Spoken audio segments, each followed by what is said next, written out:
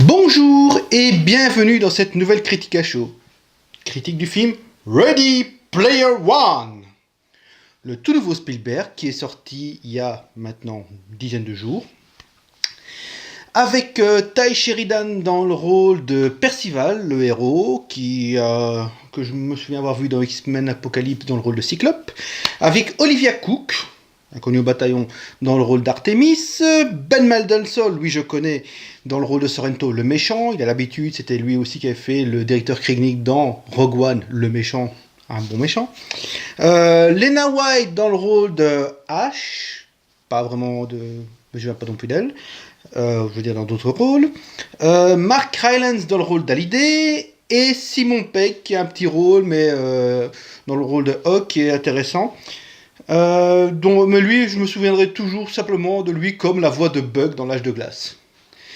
Bref, Ready Player One, de quoi ça parle ?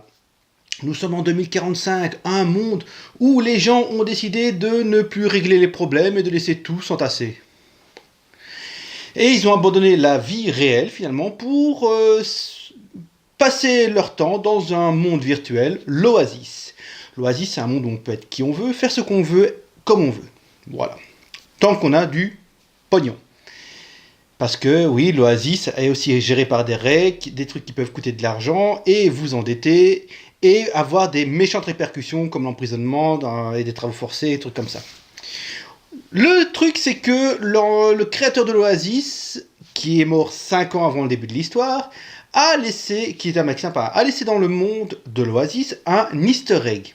Et celui qui va trouver l'easter egg va pouvoir avoir tous les pouvoirs sur l'Oasis, en devenir propriétaire et avoir tout son pognon qui est quelque chose comme 500 milliards de dollars, un truc comme ça, beaucoup de pognon. Donc, c'est la chasse, ça fait 5 ans que tout le monde cherche dans l'Oasis où sont ces easter eggs, y compris la société du jeu qui a sa propre armée, les Sixers, qui fouillent, qui participent aux différentes épreuves, à la seule épreuve qui a été découverte pour pouvoir trouver la première des 3 clés qui mènent à l'easter egg. Bon. Et donc, on suit l'histoire de Wyatt, Percival, qui est dans ce monde, qui va chercher l'easter egg et qui va rencontrer Artemis, une autre chasseuse d'easter egg. Et ils sont avec le copain de Wyatt, Ash, et avec aussi 2 autres personnages moins importants, mais bon, passons. Et leur but va être de trouver l'easter egg.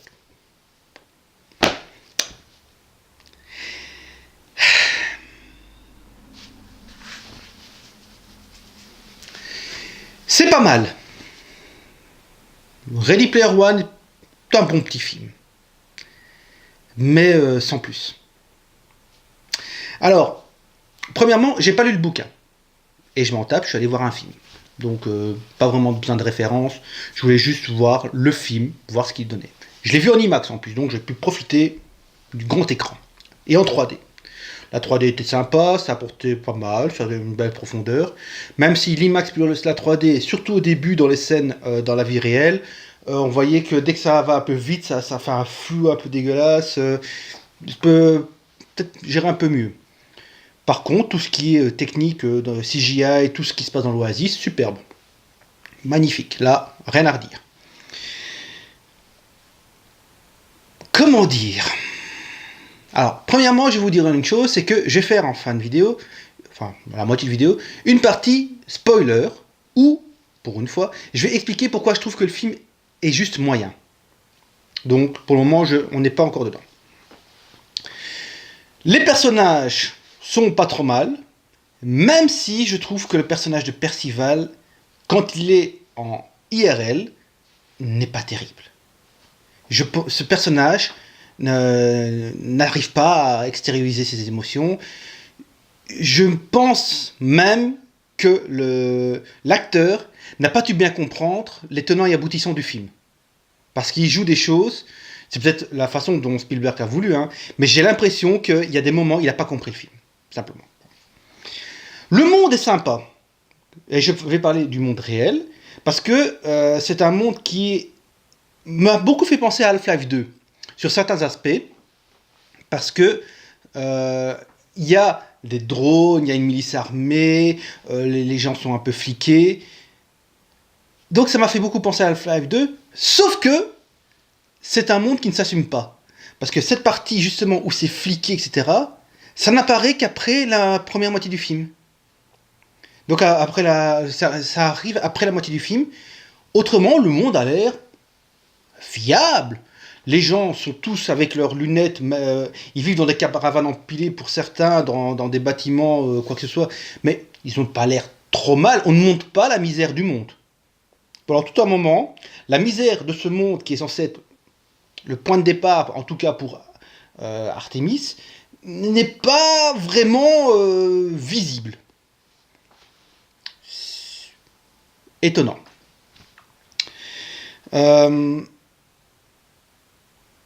La musique du film ne m'a laissé aucune trace. Il y a quelques musiques tirées des années 80, comme du ABBA ou machin comme ça, mais sinon, rien. Je me souviens de rien. La musique était là, je me rappelle qu'il y avait 2-3 musiques d'ambiance sympa, mais je n'ai aucun souvenir de la musique. La pop culture est exploitée au maximum, c'est le point marketing principal de ce film-là, je dirais presque. Il y en a partout, que ce soit les trucs récents comme les Blizzard, avec de l'Overwatch ou du LoL, ou des trucs plus anciens, l'Atari 2600, les Street Fighter, les Tortues Ninja, Batman, plein de trucs comme ça, il y en a dans tous les sens. C'est bien, parce que c'est bien exploité. Non seulement au niveau de l'histoire, pour la quête de l'easter egg dans les souvenirs de Hallway, mais aussi pour les personnages qui se connaissent, qui connaissent bien cette pop culture et qui permettent d'interagir entre eux. Ça vaut le coup. C'est bien géré. La pop culture est là, mais c'est pas putassier. Il y a des petites références très sympas que je dirais dans la partie spoiler éventuellement, mais voilà, moi ça m'a fait sourire, ça m'a fait plaisir. Il y a des trucs bien utilisés comme le cube de Zemeckis ou les machins comme ça, la sainte grenade de Worms, qu'est-ce qu'il y a d'autre? Bon, il y a un truc que j'ai pas du tout aimé, c'est le trailer qui a gâché beaucoup de mon plaisir. Parce que le trailer a montré trop.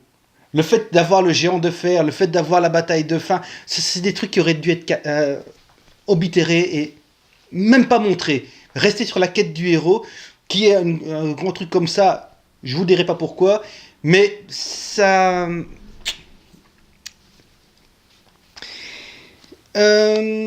mais le point qui me fait vraiment dire pourquoi ce film-là, je le trouve bof, c'est je pense qu'il y a un manque de cohérence dans le monde de Ready Player One.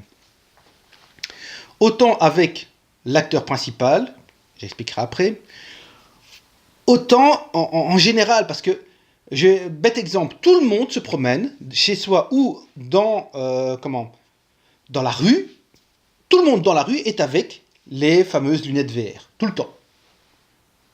Mais alors, pourquoi personne ne meurt ou quoi que ce soit? C'est parce que, excusez-moi, mais quand il y a des bagarres, il y a les gens qui se battent avec leurs lunettes VR dans la rue, sur le trottoir, ils peuvent mettre des bagnes à quelqu'un. Quand ils sont en train de courir avec leur gun, ouais, on va shooter quelqu'un, ils sont en train de courir dans la rue, avec des voitures, des machins comme ça, les gens peuvent en mourir, ils peuvent se faire écraser. Ça me sort du film, ça. Quand c'est les gens qui sont dans leur pièce, avec un tapis, etc., pour avancer, etc., ok, aucun problème. Dès qu'on est dans la rue, ça me semble bizarre. Il y a un truc qui va plus, là. Un autre truc qui m'a un peu semblé bizarre, c'est le fait qu'on soit dans un gros MMO, finalement. Hein, un MMORPG. Parce qu'il y a du loot, etc. Et je n'ai pas vu, ou alors j'ai vraiment pas remarqué, 2 avatars identiques en même temps. Parce que il y a les gens comme Percival et Artemis et Ash, qui ont leur propre avatar, qui l'ont modifié pour... On voit d'ailleurs changer de coiffure, etc. Et il y a grosse majorité qui utilisent des avatars classiques. Donc, Ryu de Street Fighter, Tracer d'Overwatch, Harley Quinn, etc. Mais on les voit jamais en double. Ça m'étonne. À moins que dans le principe du jeu Oasis, un avatar n'est lié qu'à une seule personne. Enfin, un avatar fixe, classique, n'est lié qu'à une seule personne. Ok, ça me semble quand même bizarre. Ça fait trop propre. Alors, dans les bonnes choses, j'ai trouvé l'histoire de la bibliothèque du cerveau d'Allaway avec le maître de la librairie, très chouette. Ce personnage-là m'a vraiment bien plu. Le méchant, il est bien. Ses motivations restent claires du début à la fin. On voit même comment il a commencé à un moment en étant plus jeune. Bien. Un bon méchant, sauf sa fin. Et là, je reviendrai aussi après. Et puis, le message du film est sympa. Les jeux vidéo permettent de réunir les gens. Il y a des dérives, mais il faut faire attention. Faut protéger le jeu vidéo de tout ce qui est lootbox, spam, scam, pub à outrance, donc des free-to-play, des machins comme ça. Donc tout ce qu'on a eu comme problème avec Star Wars Battlefront 2 par exemple, la fameuse histoire des lootbox, ou les lootbox il vient un peu partout maintenant, c'est un gros problème. Ce principe-là est bien intégré dans le message. Et le troisième message qui est, il faut pouvoir se déconnecter de temps en temps. Très bon message, je trouve, excepté que dans le film Ready Player One, on ne voit personne finalement faire des activités de tous les jours, hormis au début du film où on voit une femme qui s'occupe un peu de ses fleurs. À part ça, les seuls qui s'occupent de leur vie, c'est les méchants. Les gens de tous les jours vivent dans l'oasis, et ça si, il y a un personnage qui décide d'aller acheter à bouffer, et c'est en allant chercher à bouffer qu'il se fait fliquer. Donc, comme quoi, dans le film, le message, c'est si tu fais quelque chose en dehors du jeu, à ce moment-là du film, c'est que c'est pas bon. Et surtout, le bon message du film, c'est de voir où la dérive peut aller avec le fait que les gens soient emprisonnés, travaux forcés, mourir même d'épuisement à cause du jeu, dans le jeu, des trucs comme ça. Le message est pas mal. Le film est pas mal, c'est à regarder, mais ça laisse pas un souvenir impérissable. J'ai vu bien meilleur, même si l'aspect jeu vidéo est bien exploité, mais j'ai vu vraiment bien meilleur à d'autres moments. Voilà. Sur ce, je vais passer à la partie spoil. Attention, je vous laisse un peu de temps pour arrêter la vidéo. On va spoiler. Vous devez arrêter la vidéo si vous n'avez pas encore vu le film. Attention, j'y vais. Alors, comme je disais, quelques petits trucs m'ont sorti du film et m'ont fait trouver le film moyen. Le premier truc, c'est l'acteur principal, Taï Sheridan. Son avatar, quand il est en rôle d'avatar, ça se passe très bien. Surtout que j'aime bien le monde de l'Oasis, les effets spéciaux, les références, tout ça, très bien. Mais quand on est dans l'IRL, le personnage est une vraie quiche. Je suis désolé, mais le mec explique qu'il a jamais remarqué que des gens disparaissent, se font mettre dans des caissons, vivent dans des boîtes de fidélité pour pouvoir rester non-stop connectés, machin ainsi. Il n'a pas remarqué que le monde n'allait pas bien. Le gars vit dans une caravane empilée. Le petit ami de sa tante a piqué tout le pognon pour perdre dans un jeu vidéo. Lui est obligé d'aller jouer dans une vieille bagnole pourrie dans une casse. Mais tout va bien. Ok. Non. Et surtout, le mec est pas crédible sur plusieurs aspects. Rien que sa tante meurt. C'est le deuxième acte du film.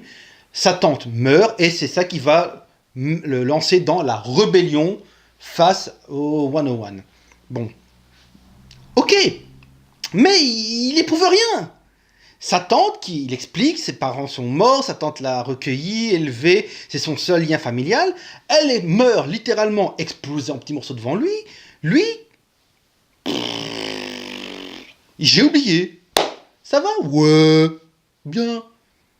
Peu après, il va menacer avec un flingue le méchant, en disant oui, tu as buté ma tante et tu penses que je vais te laisser partir comme ça, on va pas te laisser faire.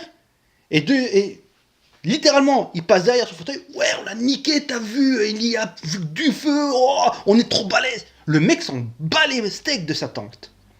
Il a pas de crédibilité. Et même quand il essaie de draguer Artemis en IRL, ça fait faux.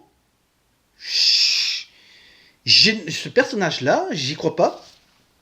Et à sa fin, même, face au Ghost d'Hallyday, pardon, quand il a l'easter egg, je n'y crois pas du tout à sa larme. Ça ne fait pas du tout réaliste. On voit dans son jeu d'acteur que le gars n'a même pas compris pourquoi il est censé être triste à ce moment-là. Moi, je suis un geek. J'ai une grosse connaissance de la pop culture, du cinéma, des jeux vidéo, des jeux de plateau, des mangas, des BD, des comics, de tout.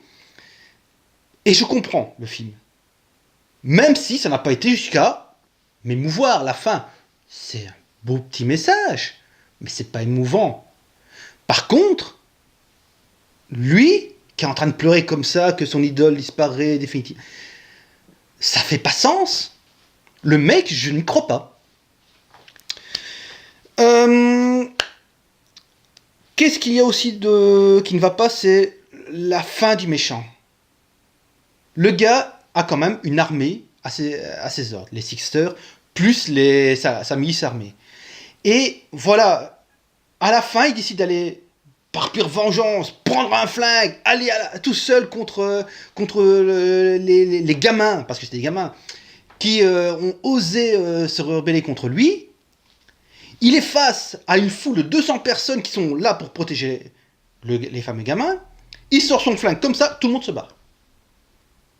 Bon, déjà, ça fait très con. 200 personnes qui sont venues pour protéger les 5 gamins qui sont dans une camionnette, en train de trouver l'easter egg. Tu lèves un flingue, tout le monde se bat et il reste derrière lui. Il le laisse faire, il voit ouvrir la porte, il le laisserait buter le gamin. Tu te dis, mais attends, oh, il vous revoit pas, une barre dans la gueule, on n'en parle plus. Et même comme ça, le méchant s'arrête. Il va pas au bout de son acte.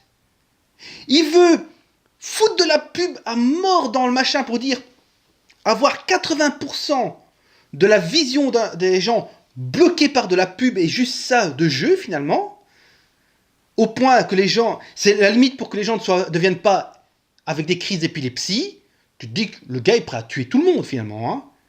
Il emprisonne et laisse mourir d'épuisement dans des caissons de prisonniers dans son bâtiment des tonnes de gens parce qu'ils ont des dettes.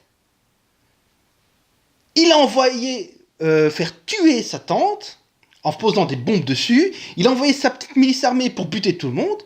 Et lui, il est là, il voit le gamin et il arrête. Il est là, oh ben finalement non, bah allez, je vais le laisser vivre. C'est la résolution de méchant minable. Il se fait arrêter, ok, mais je sais pas moi, à la limite que la police arrive, parce que la police arrive, et lui tire dans le bras pour qu'il lâche son flingue, ça fait sens. Que la foule qui est là l'arrête en tapant dedans ou quoi que ce soit, ça fait sens. Mais que le gars il est là, il est hautain, il est méchant, il veut buter tout le monde, et d'un coup il s'arrête. Donc, ça m'a gâché ma fin. La fausse larme et le méchant, ça m'a gâché ma fin. Et puis,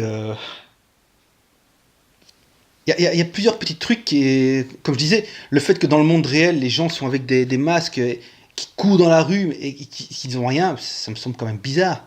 Et même dans le méchant, il y a un truc, il y a des fusils de Chekhov un peu partout. Donc, pour ceux qui ne savent pas, c'est des trucs qui sont mis en évidence pour être réutilisés plus tard. La Sainte Grenade en est une. Il y a aussi la pièce du maître de la librairie d'Adaway. Lui, il est bien exploité avec sa pièce. Ça se voit. Quiconque sait que une pièce de 25 cents, c'était le prix pour mettre dans une bande d'arcade dans les années 70-80, enfin plutôt 80, Ben voilà, il a compris à quoi sert cette pièce. Mais ça, je vais dire, c'est bien exploité. Par contre, l'exterminateur, c'est quoi cette arme à la con? Donc, dans le jeu, il y a des artefacts, et il y a un artefact qui s'appelle l'exterminateur, qui permet de tout détruire sur une zone de jeu, donc un monde, une planète finalement, y compris son porteur.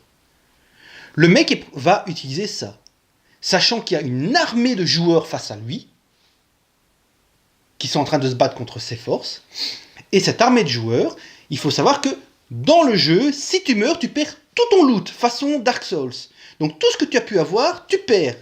Et tu repars à zéro, systématiquement. Donc c'est même pire que Dark Souls. C'est pas que tu perds tes armes, c'est que tu perds tes armes, tes équipements, tes armes, tout. Donc sympa. Et ici, le mec, sachant qu'en faisant ça, vu que c'est des gens, ils ont mis des années pour atteindre ce niveau, ils vont, je sais pas, un joueur qui a passé 10 ans, parce qu'il y en a qui disent que ça fait plus de 10 ans qu'ils sont en train de jouer, de looter, et qui perd tout, il y a de grandes chances que le mec arrête de jouer.